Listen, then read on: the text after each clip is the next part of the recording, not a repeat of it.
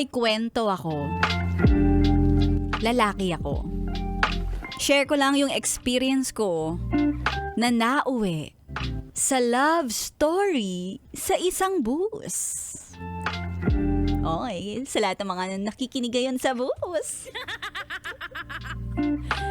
Rush hour noon sa Makati at pauwi ako ng Laguna.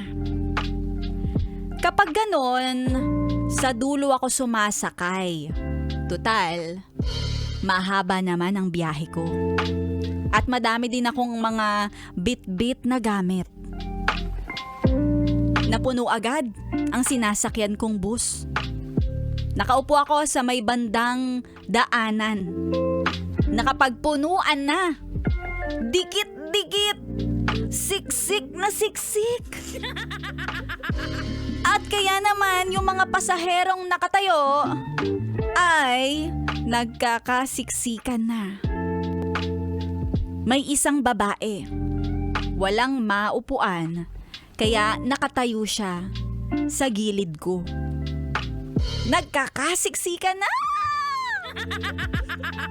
At si ate, isiniksik pa niya ang sarili niya sa pwesto ko.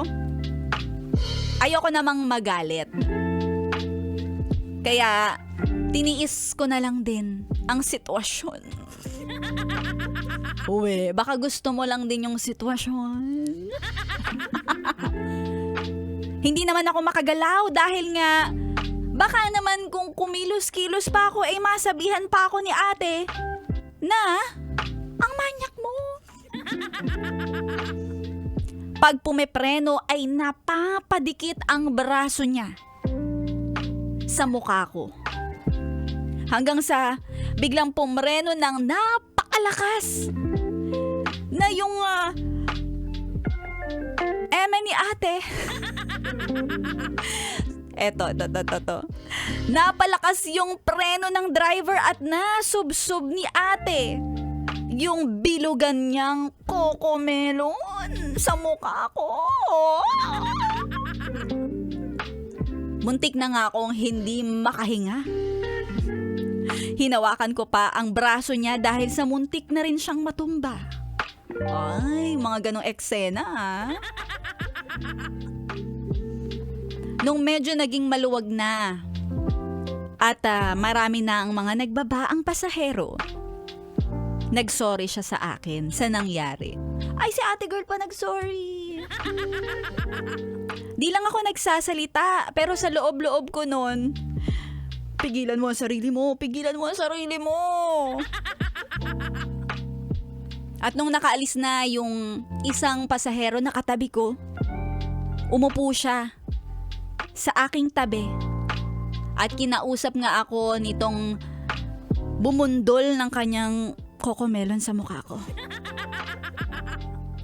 Sabi niya pa sa akin, sorry, kasi lumalayo ako sa mga mukhang manyak dun sa loob ng bus. Kaya sumisiksik ako sa pwesto mo. Natatakot na kasi ako sa ibang mga nakatayo. Sinabi ko na lang sa babae, okay lang. At least hindi ka naman na paano. Kaya nagpasalamat siya sa akin. Madami-dami na din kaming mga napagkwentuhan sa biyahe.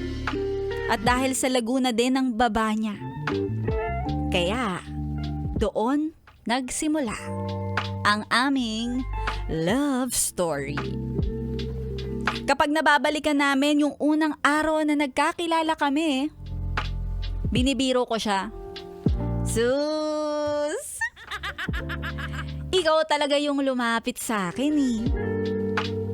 Tawa lang ng tawa itong girlfriend ko. At ang eksaktong sinabi niya sa akin, well, pipili na lang din ako ng mamanyakin, edi ikaw na. Ay, si ate girl.